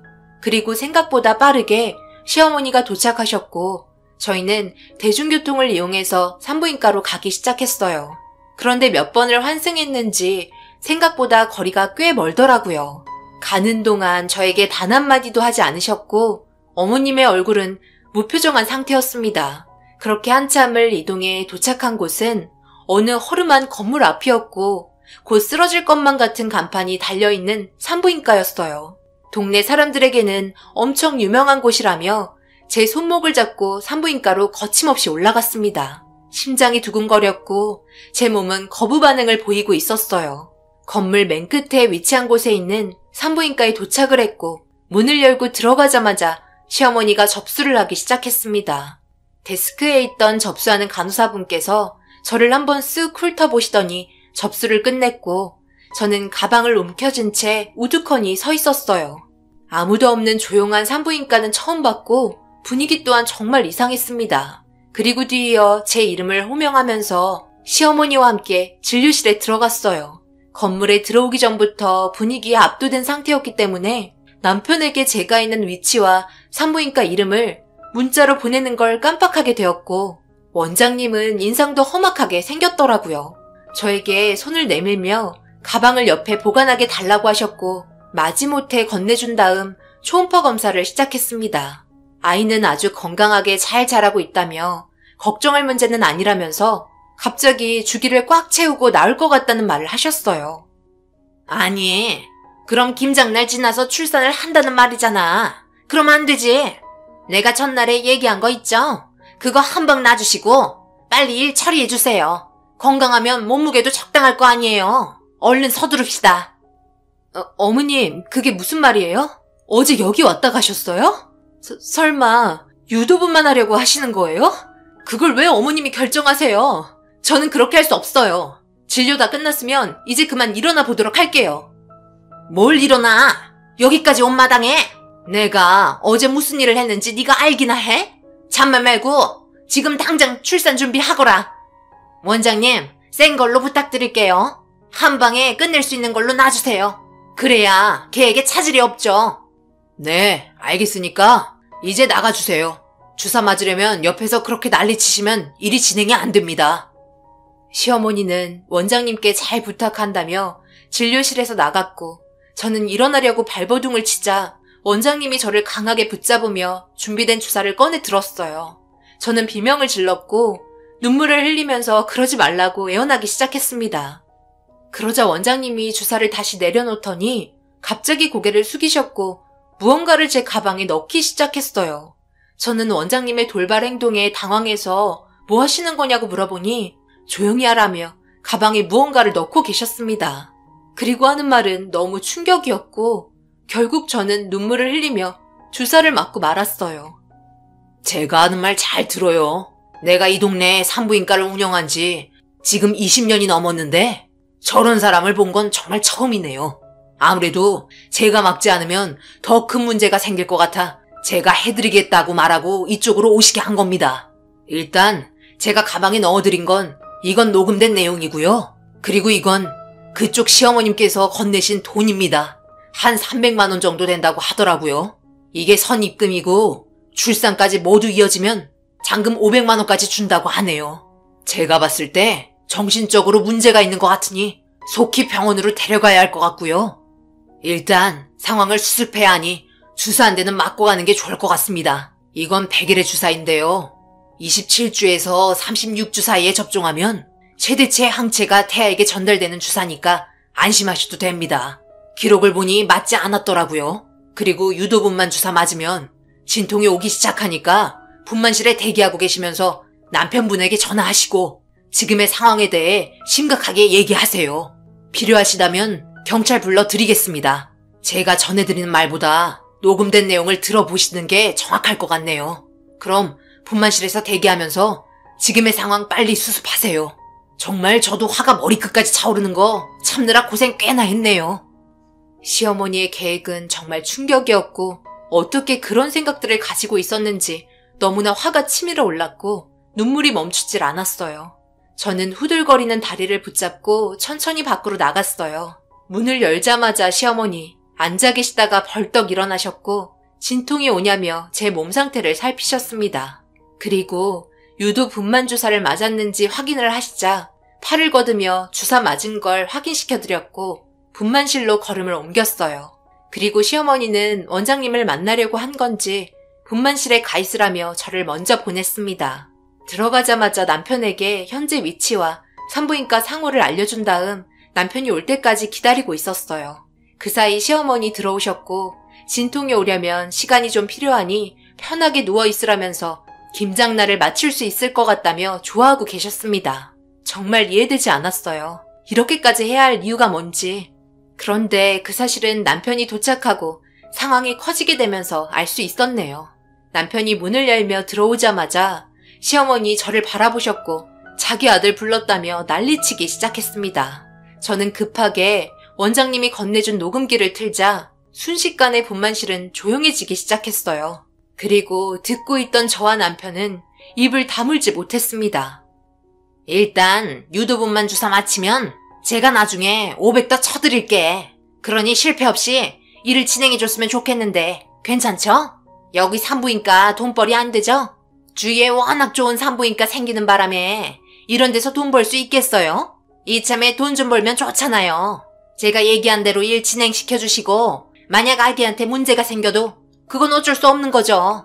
그냥 태아에 문제가 있었다고 둘러대면 될 것 같네요. 에휴, 평생 일 시켜 먹으려고 생각했는데 결혼하자마자 임신해서 사람 힘들게 하고 있어. 내가 손자보고 싶다고 한 것도 아니고. 그럼 일 좀 마무리 잘 해주시고 좋은 결과 부탁할게요. 시어머니의 말에 남편은 손을 부들부들 떨었고 시어머니 절대 아니라며 뒷걸음질 치고 있었습니다. 남편에게 모든 게 들켰다는 게 꽤 충격을 받은 것 같았어요. 저는 시어머니가 원장님에게 준 300만 원을 출산 가방에서 꺼냈고 남편은 그걸 보고 경악을 하고 말았습니다. 그리고 원장님도 너무 충격을 받았다며 저에게 이런 사실을 알려줘서 다행히 무사할 수 있었다고 얘기하자 시어머니 원장님 가만두지 않겠다고 난리를 치기 시작했어요. 어느 정도 예상하고 있었는지 원장님이 경찰을 불렀고 어머님은 그렇게 연행이 되어 조사를 받게 되었습니다. 그렇게 사건은 종결이 되었고 시도를 하려고 했던 정황들이 증거로 있었고 거기에 더해 원장님의 증언들로 시어머니는 법적인 처벌을 피할 수 없었어요. 계획했던 부분들이 실패로 그치게 되었어도 미수범이지만 사전에 치밀하게 계획을 하려고 움직였고 결정적으로 제가 처벌을 원하는지에 따라 형량이 결정이 되는 문제였습니다. 저는 어머님의 처벌을 원했고 징역 2년을 받게 되었어요. 거기에 더해 정신적인 이상 증세까지 보여 정신과 치료도 함께 받게 되는 걸로 알고 있네요. 그런데 어머님께서 자신의 잘못을 깊게 반성하지 않고 계속해서 제가 잘못했다며 난리를 치기 시작하자 법정에서는 어머님께 가중처벌을 내리면서 4년의 징역을 선고하게 되었습니다. 그리고 남편과 아버님은 시어머니와 인연을 끊게 되었고 더 이상 얼굴 볼 수 없는 곳으로 이사를 하게 되었네요. 지금 현재 건강한 아이를 출산해서 행복한 가정을 꾸리고 있어요. 출산은 저를 지켜주셨던 원장님께 받게 되었습니다. 그리고 알고 보니 원장님은 동네에서 제일 유명한 분이셨어요. 다른 곳으로 건물을 이전을 하려고 준비하고 있는 상태에서 시어머니가 들어가셨던 거였죠. 입구에 자리를 옮겼다는 문구도 붙여놨었는데 마음이 급해서 생각 없이 일을 저지른 거였습니다. 제발 정신 차리고 앞으로 어떻게 살아야 할지 고민하셨으면 좋겠어요. 이제 더 이상 볼 일 없어서 천만다행이네요. 이런 게 바로 하늘이 시어머니에게 내린 천벌 같습니다. 제 사연 들어주신 분들 불행한 일들이 아닌 좋은 날만 가득하시길 바랍니다. 감사합니다. 안녕하세요. 저는 38살에 결혼 5년차 된 여자입니다. 그동안 부부란 서로 이해하고 배려하고 모든 부면에서 어려운 일이 있을 때 도와주는 그런 사이인 줄 알고 있었어요. 얼마 전까지만 해도 그렇게 믿고 있었습니다. 저는 여태까지 결혼 생활하면서 남편이 최고인 줄 알고 있었어요. 하지만 그 가면을 벗기게 된 이후로 제 삶은 정말 달라지게 되었습니다. 사랑하는 사람에게 받은 대신은 정신적인 충격이 상당히 크게 왔고 우울증으로 인한 정신과 치료까지 받게 되었으니까요. 아마 어려운 상황에서 믿을 수밖에 없었던 존재에게 당해서 회복 불능까지 온 것 같아요. 그때의 기억을 다시 떠올리려니 제 가슴이 너무 아파지네요. 하지만 이런 사람이 있다는 걸 세상에 알리고 싶어요. 그리고 여러분들께서 이 사람에 대해 쓴소리 한마디씩 해주셨으면 좋겠습니다. 남편은 이혼 가정에서 자라왔어요. 초등학교 때부터 불안정한 가족 환경 속에서 커오다 보니 누군가에게 의지하고 싶어하는 충동이 상당히 컸었고 애정결핍이 남들보다 심했던 것 같았습니다. 자신의 과거의 아픔을 술 한 잔 마시면서 꺼냈을 때 그 모습이 불쌍해 보이고 제 마음이 아파왔어요. 연인 사이였을 때 알게 된 사실이었죠. 그리고 그때 당시 남편의 부모님은 두 분 다 세상을 떠난 상태였습니다. 어머님의 바람으로 인해 가정이 붕괴되었고 아버님은 어머님이 떠나시고 매일 술에 의지하며 살았던 것 같았어요.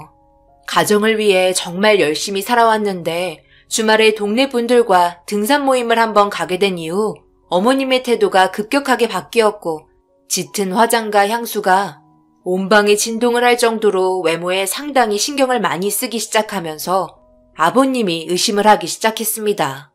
원래 집안일만 하기에도 바쁘셨는데 갑자기 변한 모습을 보니 아버님이 많이 불안해하셨고 그런 변화되고 있는 환경을 어렸던 남편은 지켜볼 수밖에 없었던 거였죠. 그리고 결국 부부 싸움으로까지 이어지면서 동네가 발칵 뒤집히게 되는 사건이 발생이 되었던 겁니다. 함께 등산을 갔던 동네분과 그렇고 그런 사이가 된 거였죠. 결국 두 사람은 눈이 맞아 동네를 떠났고 홀로 남겨지게 된 아버님과 남편은 상당히 힘들어했던 것 같아요. 어머님이 안 계시니 집안 꼴이 말이 아니었죠. 아버님이 폐인 생활이 반복이 되면서 남편이 술 취한 아빠의 가슴을 때리며 예전에 자상했던 아빠로 다시 돌아와 달라고 애원했고 그런 모습에 자신의 모습을 보고 충격을 받게 되셨는지 정신을 차리고 다시 사회로 발을 들였지만 아버님과 남편 둘이 열심히 살아보겠다고 했던 다짐들은 저녁에 치킨을 사오시던 아버님이 교통사고를 당하면서 끝이 나고 말았습니다. 그렇게 홀로 남겨진 남편은 친할머니 밑에서 생활하게 되었어요. 힘들게 살아오면서 성인이 되었을 때 어머님의 소식을 접하게 되었지만 너무 오랜 시간이 흘러버린 상태라 아무런 감정도 남아있지 않은 상태였어요. 그래서 암투병 중이었던 어머님이 뒤늦게 자기 아들 얼굴 보고 싶어 하셨지만 끝내 얼굴을 보지 못하고 세상을 떠나시고 말았습니다. 그렇게 사랑을 받지 못하고 자란 남편에게 마음이 많이 쓰이게 되었던 거였죠. 누구나 다 그랬을 거라고 생각합니다. 연인 사이였기 때문에 그런 감정은 더 크게 와닿았던 것 같아요. 그리고 그런 사정을 저희 부모님도 제가 얘기한 후로 잘 알게 되셨고 얼굴 한번 보고 싶다고 하시길래 인사도 시킬 겸 만남이 이루어졌고 좋게 보신 저희 부모님은 마음에 들었는지 결혼까지 허락을 받게 되었습니다. 그렇게 제2의 삶이 펼쳐지게 되었던 거죠. 사랑하는 사람과의 신혼생활은 정말 즐거웠어요. 하지만 제가 생각하지 못했던 문제에 부딪히게 되는 일이 있었고 이 문제로 인해 남편과 긴 시간 서로 대화를 해봤지만 해결책은 나오지 않았어요. 당신 생각은 내가 충분히 이해는 하고 있어. 그런데 그때의 상황과 지금은 다르잖아. 뭐가 그렇게 두려운 건데? 상황은 언제든지 바뀔 수 있다고 생각해. 그리고 만약 그런 상황이 오게 된다면 내 아이한테 불행을 되물려주게 되는 거잖아. 나는 그런 일들이 다시 올까봐 겁이 나는 거야. 나에게 아직 시간이 필요할 것 같아. 우리가 이혼하게 될 일도 없고 지금처럼 잘 살면 아무런 문제가 없는 거잖아. 왜 벌어지지도 않는 일을 벌써부터 걱정하는 거야. 그럼 나는 아이 한번 가져보지도 못하고 이대로 늙어가란 말이야? 우리 나이가 적은 편은 아니잖아. 우리 부모님도 손주를 보고 싶어 하시고 당신은 내가 다른 남자랑 바람이라도 필까봐 걱정이 되는 거야? 우리 부모님도 정말 행복하게 잘 지내고 계셨어. 그런데 어느 순간 엄마의 마음이 바뀌면서 생각지도 못한 상황들이 닥치게 되었는데 내가 그때 불행이 올 거라고 생각했겠어? 세상 떠난 아빠도 엄마가 그렇게 떠나게 될 거라고 생각하고 계셨을까? 앞으로 오지 않는 일이라고 장담하지 마.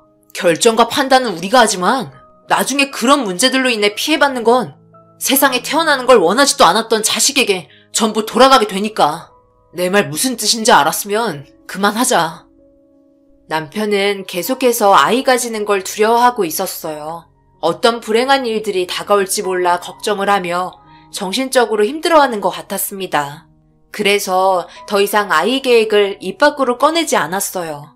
저를 신뢰하고 있지만 그때 겪은 충격들로 인해 쉽게 결정을 하지 못하는데 저만 생각하며 이해하지 못한다고 밀어붙이는 건 그 사람을 존중하지 않는다고 판단하게 되었습니다.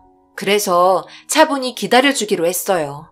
그때가 언제가 되었든 기회는 충분히 있으니까요.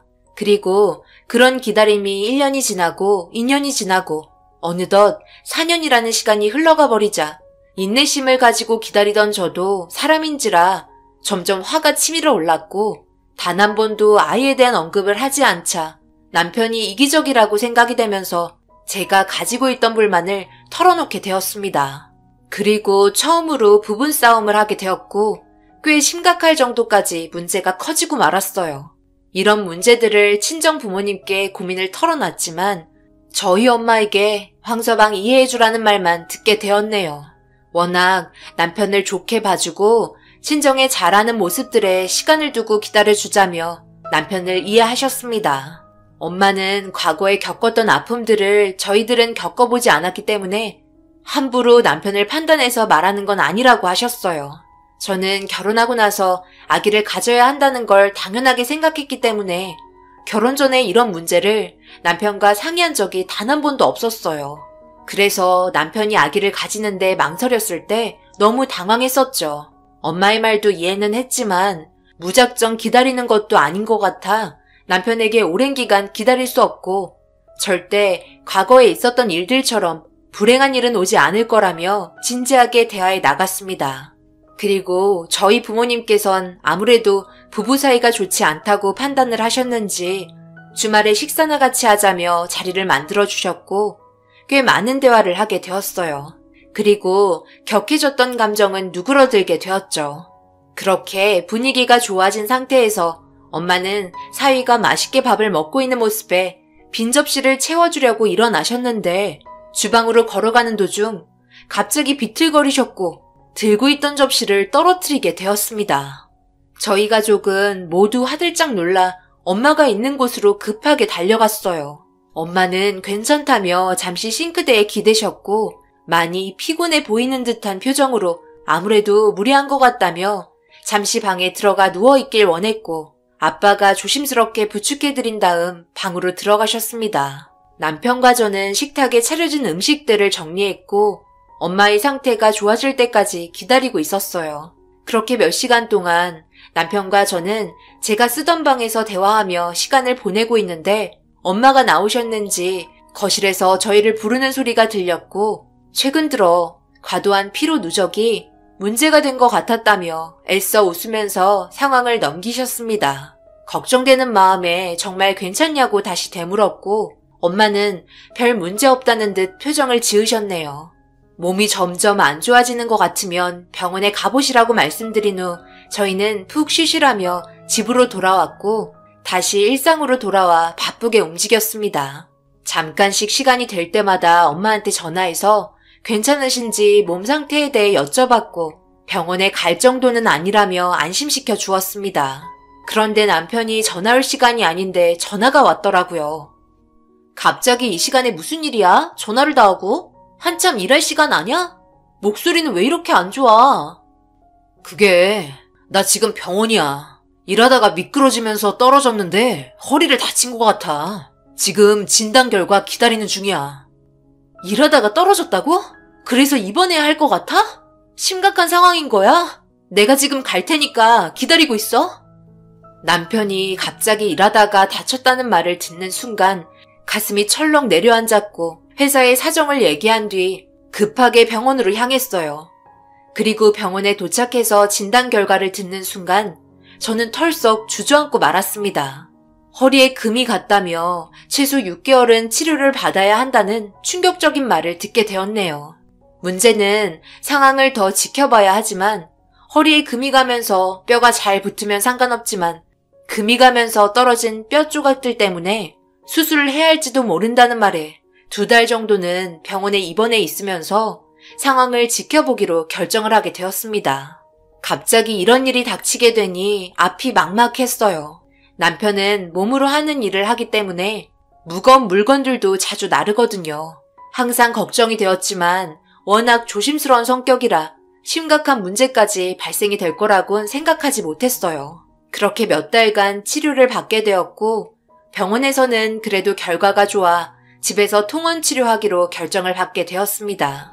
벌어놓은 돈도 꽤 있었기 때문에 문제될 것도 없었고 회사에서도 일하다 다친 거라서 금전적으로 전부 지원을 해 주었어요. 저희 집안에서는 사위가 다쳤다는 소식을 듣게 된 이후부터 제가 집에 없는 시간에 엄마가 자주 찾아와 주셨습니다. 아무래도 제대로 걷지 못하는 문제들 때문에 저 대신 엄마가 많이 도와주셨어요. 그런 부분들에 대해 침대에 누워 그날 있었던 일에 대해 이야기하면서 남편은 저희 엄마가 자기를 아들처럼 잘 대해주신다고 고마워했고 자기가 앞으로 더 잘해야겠다며 감동을 받은 듯 보였습니다.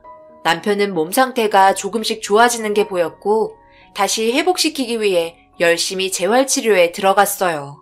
그런데 어느 순간부터 회복 속도가 더뎠고 떨어진 후유증으로 인해 알 수 없는 통증에 시달리고 있었습니다. 몸이 완치되는 데까지 6개월 정도가 걸린다고 진단을 받았었는데 아무래도 떨어지면서 금이 간 파편이 허리 신경을 건드리는 것 같다며 정밀 검사를 다시 받게 되었고 결국 수술을 해야 하는 진단이 떨어지고 말았어요. 허리에 한번 손을 대면 돌이킬 수 없을 정도로 후유증이 심하게 올지도 모르기 때문에 걱정을 하고 있었죠. 하지만 의사의 판단에 결정되는 문제이기 때문에 결국 수술을 진행하게 되었고 한동안 다시 병원에서 지내게 되었습니다. 그 기간 동안 엄마는 남편 옆에서 지극정성으로 간호를 해주셨고 정말 자기 아들처럼 보살펴 주셨어요. 그런 모습들에 미안하고 감사했습니다.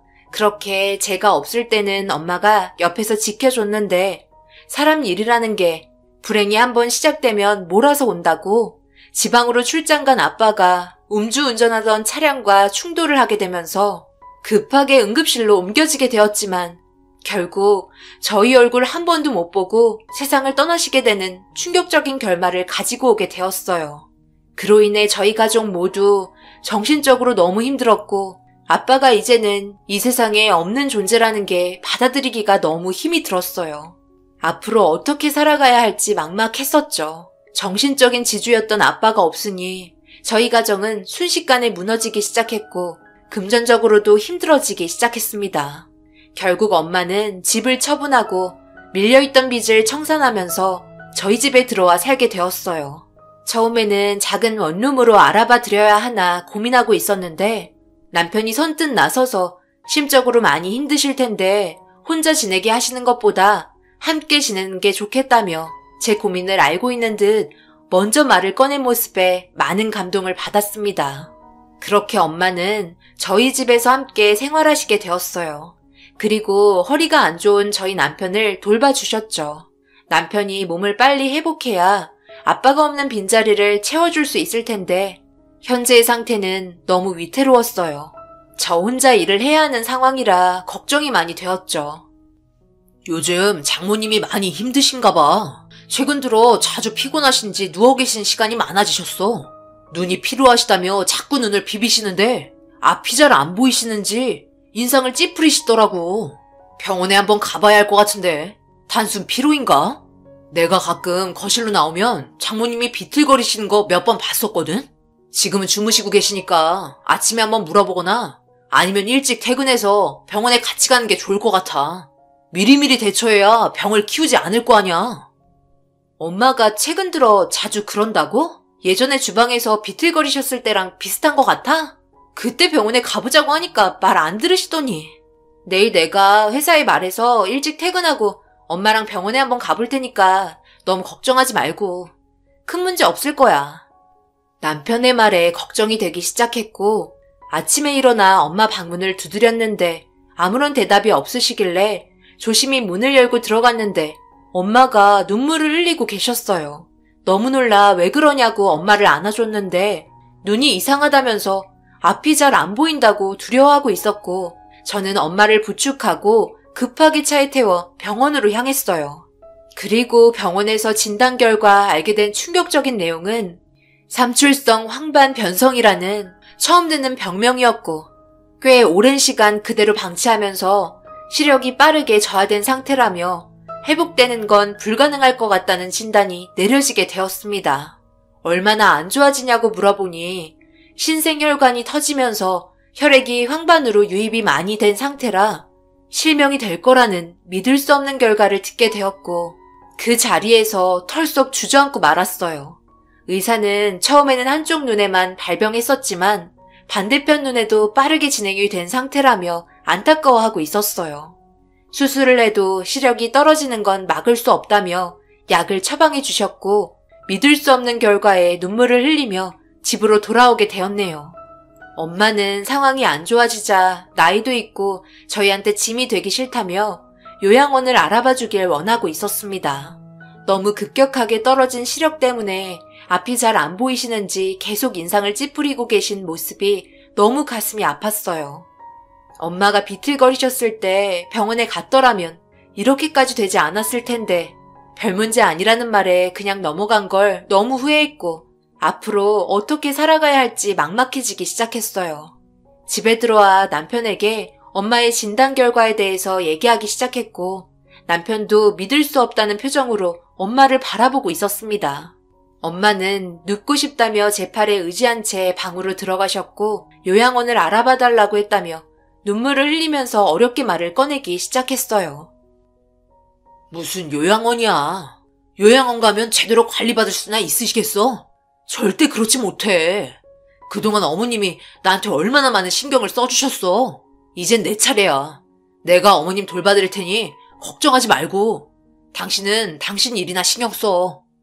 해야 될 일도 많은데 내가 아무런 힘이 되어주지 못해 미안해.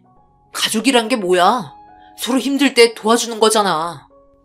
남편은 어느 정도 걸을 수 있게 되면서 재활한다 생각하고 눈 때문에 엄마가 하지 못하는 부분들을 도와주겠다며 제가 걱정하는 것들을 남편이 희생해 주었어요. 그때까지는 남편에게 정말 고마웠고 남자 하나 정말 잘 만난 것 같아 하늘에 감사했습니다. 하지만 제가 너무 마음을 놓고 있었던 걸까요? 아니면 남편의 이중적인 성격을 발견하게 된 걸까요? 제가 알지 못했던 상황들을 두 눈으로 보게 되면서 남편을 용서할 수가 없었습니다. 좋은 마음으로 엄마를 돌봐드리는 줄 알았는데 그게 아니었어요. 엄마, 요즘 표정이 왜 이렇게 안 좋아요? 무슨 일 있어요? 눈이 안 보여서 많이 힘드시죠? 제가 도와드릴 수 있는 게 많이 없어서 죄송해요. 황서방이 엄마 잘 신경 써주고 있는 거죠? 불편한 거 있으시면 바로바로 얘기하시고요. 그래도 저한테만 얘기할 부분들도 있잖아요. 어려워하지 말고 바로바로 얘기하세요. 그래야 서로 안 힘들어요. 아시겠죠? 하나도 힘든 거 없어.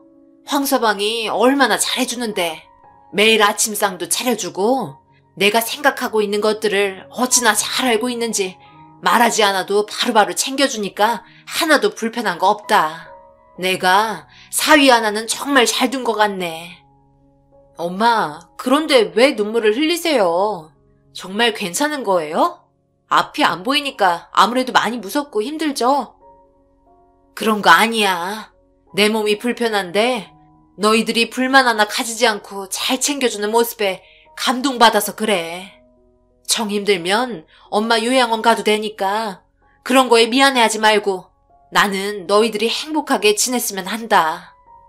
엄마는 저와 대화하다가 눈물을 너무 흘리셔서 휴지를 찾고 있는데 휴지가 방에 없길래 거실에서 가지고 오려고 문을 열었는데 남편이 방문 앞에 귀를 대고 서 있었고 저는 그 모습을 보고 화들짝 놀라며 뭐 하는 거냐고 물어보자 남편도 제가 갑자기 문을 열지 몰랐는지 엄청 당황한 눈빛으로 저를 바라보며 아무것도 아니라고 얘기하곤 안방으로 급하게 들어갔어요.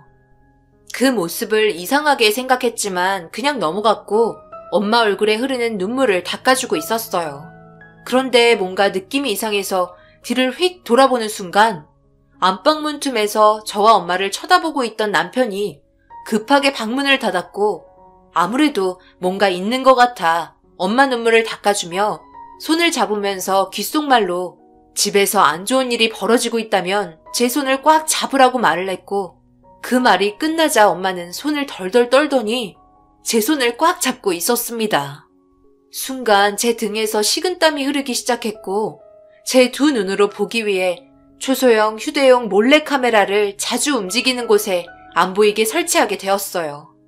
그리고 새벽에 모두가 자고 있던 그날 설치되어 있는 몰래카메라를 회수해서 안에 들어있던 영상들을 보게 된 순간 엄청난 충격을 받게 되었고 그동안 믿고 있었던 남편을 도저히 용서할 수 없었습니다. 내가 앞이 안 보이는데 냉장고에 뭐가 있는지 어떻게 알 수 있겠나. 자네가 좀 가져오면 좋을 것 같은데. 뭐라고? 나보고 지금 가져오라고? 내 허리도 안 좋은데 장모님 수발까지 들어야 하는 거야? 지금 장난해? 이래서 여자들은 안 돼. 무조건 남자한테 기대려고만 한다니까. 빨리 냉장고에서 물 가져오라고. 연습했잖아. 위에서 두 번째 칸에 물 있다고. 눈도 멀었는데 귀도 멀었나? 나는 엄마라는 존재가 제일 싫어. 혼자서 착한 척, 고상한 척 다 해놓고 나중 되면 뒤통수 치잖아. 눈이 안 보이니까 답답해 죽을 것 같지? 얼씨구 물을 가져오는 거야? 다 쏟는 거야? 허리 아파 죽겠는데 장님까지 신경을 써야 하는 나도 참 불쌍하지. 하필 이런 집안이랑 결혼해서 이게 뭐야? 자네 아무리 그래도 그렇지 나는 현정의 엄마이자 장모인데 어떻게 나한테 그렇게 반말을 할 수가 있나? 정말 해도 너무한 거 아닌가? 내가 앞이 안 보인다고 이런 식으로 대하면 우리 딸이 얼마나 가슴이 아프겠나? 그래서 지금 일러 바치려고? 한번 해보셔. 이혼하고 당신 딸도 더 힘들어지게 만들 테니까. 요양원 보내기 싫다고 질질 짜는 거 듣기 싫어서 그냥 받아준 거야. 나 좀 편하게 살게 내버려두면 안 돼? 마누라가 돈 벌어다 주는 걸로 먹고 살면 좋잖아. 왜 여자들은 남자들이 벌어다 주는 돈으로 먹고 살려고 하는 거지? 그러니 장인어른이 사고로 세상을 떠나셨지. 다 너희들 탓인 거 잘 알고 있지? 뭐해? 물 빨리 가져오지 않고 냉장고에서 쇼파까지 동선 알려줬잖아. 익히라고. 이래서 음식 갈 수는 있겠어? 연습하면 다 되니까 두려워하지 말고 앞으로 걸으라고. 저는 동영상을 보다가 남편의 행동에 너무나 큰 충격을 받게 되었고 핸드폰으로 옮겨놓은 영상 전부 보지도 못하고 떨어뜨리고 말았습니다. 너무나 큰 충격을 받게 되자 제가 원하지도 않았는데 눈물은 주르륵 흐르고 있었어요. 떨어뜨린 핸드폰에는 영상이 계속 재생이 되고 있었고 엄마는 앞이 보이지도 않는데 물통을 들고 소파까지 걸어오다가 이리저리 부딪히고 넘어지면서 남편이 윽박지르는 모습에 무서워 덜덜 떨며 힘겹게 물통을 건네주었고 다리가 심하게 부딪혔는지 쪼그려 앉아 아픈 곳을 어루만지고 있었습니다. 평생을 믿고 살 수 있겠다고 생각했던 남편은 다른 계획이 있었지만 엄마가 실명이 되면서 계획했던 일들에 차질이 생기자 엄마를 막대하기 시작했고 충격적인 결과를 가져오게 되었어요. 허리가 아프다는 핑계로 평생을 집에서 제가 벌어오는 돈으로 놀고 먹으려고 하는 속셈에 엄마는 걸림돌이 되었던 거였죠. 남편은 그대로 엄마를 방치하고 자리에서 일어나 자기가 먹고 싶은 음식 차려 먹고 안방으로 들어갔습니다. 엄마는 그 자리에서 아무것도 하지 못하고 계속해서 앉아만 있었고 바닥을 손으로 디디면서 겨우 소파에 앉아 숨을 돌리고 계셨어요. 그리고 제가 퇴근 시간이 되어오자 그제서야 남편이 나오더니 막대기 하나를 가져와서 엄마 몸을 찔렀고 엄마는 막대기에 의지한 채 화장실에 갈 수 있었고 남편은 화장실에서 나온 엄마를 작은 방으로 들여보냈습니다. 하루 종일 아무것도 안 먹은 엄마에게 먹을 거 하나 안 주고 자기는 냉장고에서 뭐 먹을 거 있는지 살펴본 다음 대충 차려 먹고 소파에 누워서 TV를 켜고 보고 있었습니다. 허리도 거의 다 나았는지 걷는 모습도 불편해 보이지 않았어요. 그런데 제가 들어오는 순간 허리를 굽히며 힘겹게 저한테 걸어오면서 표정 싹 바뀌어서는 저를 보며 반갑게 웃어주고 있었네요. 영상에 찍힌 진실들이 모두 거짓이길 바랬지만 영상은 계속해서 재생이 되었고 남편은 제가 안 볼 때 편하게 왔다 갔다 하고 있었습니다. 더 이상 볼 필요도 없어 핸드폰을 다시 챙기고 엄마가 있는 방으로 들어가 엄마를 깨웠어요. 그리고 바지 좀 벗어보라고 확인할 게 있다고 물어보자 엄마는 싫다고 제 팔을 뿌리치셨고 남편이 한 행동에 대해 모두 알고 있다고 말하자 엄마는 그제야 눈물을 흘리면서 바지를 벗었습니다. 다리에는 이리저리 부딪혀서 멍투성이었고 도저히 두 눈으로 볼 수 없었네요. 모든 걸 다 확인한 저는 세상 모르고 잘 자고 있는 남편을 향해 대야에다 얼음을 한 바가지 만들어 얼굴에 냅다 부어버렸고, 화들짝 놀라며 저에게 소리를 지른 남편은 상당히 기분이 나빴는지 처음 듣는 욕설을 퍼붓기 시작했어요. 저는 아무 말 없이 핸드폰에 있던 영상을 보여줬고, 자기 모습이 찍혀있는 상황들을 보고 놀란 듯 핸드폰을 뺏으려 들자 몸싸움이 벌어졌습니다. 저는 핸드폰을 절대 뺏기지 않으려고 발버둥 치면서 발악을 하자 남편이 힘을 쓰는 순간 얼음에 발을 헛디디면서 미끄러졌고, 테이블에 남편이 허리를 심하게 부딪혔는지 쿵 하는 소리와 함께 비명을 질렀어요. 저는 119가 아닌 경찰에 신고를 냈고, 남편이 엄마와 저를 위협한다며 살려달라고 비명을 질렀습니다. 그러자 순식간에 경찰이 들이닥쳤고, 남편은 자기는 안 그랬다며 난리를 치자 핸드폰에 있던 영상들과 실명한 엄마를 막대해서 다치게 한 다리를 보여줬어요. 남편은 여자들은 다 똑같다며 분노하면서 난리를 쳤고 절대 가만두지 않겠다고 화를 내고 있었습니다. 허리가 문제가 생겼는지 고통스러워하면서 자기는 안 그랬다며 경찰들에게 애원했지만 모든 상황을 봤을 때 남편 손을 들어줄 사람은 아무도 없었어요. 다리가 움직이지 않는다는 남편의 말에 경찰은 일단 119를 불러 응급실로 이송했고, 남편은 하반신 마비라는 진단을 받게 되었습니다. 법정에서는 만장일치로 저희 손을 들어주었고, 가정을 위협했기 때문에 이혼과 함께 그동안 모았던 재산들은 남편이 허리를 다치면서 제가 온전히 돈을 벌고 있었기 때문에 저희 쪽으로 유리하게 작용되었습니다. 남편은 요양원에서 누워있는 신세를 지게 되면서 평생을 하반신 마비로 살아야 하는 인생이 되었어요. 두 발로 걷게 되는 순간 절대 용서하지 않겠다고 했지만 두 발로 걸을 수 있는 기적은 없다는 진단이 떨어진 상태였죠. 저는 엄마와 함께 카페 하나 운영하고 있습니다. 현재 경제적인 상황이 어렵게 되었지만 그래도 엄마와 함께하는 시간이 저에겐 소중하고 행복합니다. 착한 줄로만 알았던 남편은 자기의 진짜 성격을 숨기고 저를 이용하려고만 했었네요. 사람의 속마음은 알 수 없다더니 너무 무서웠고 배신감에 치가 떨립니다. 다시 꺼내게 된 기억이지만 오늘로써 모든 걸 털어버리고 더 이상 기억하지 않으려고요. 앞으로 저희 가족의 행복한 앞날만 기억하렵니다. 제 사연 들어주신 분들, 요즘 상황이 어려운 시기인데 잘 이겨내시고 행복한 가정 꾸려나가시길 바랄게요. 감사합니다.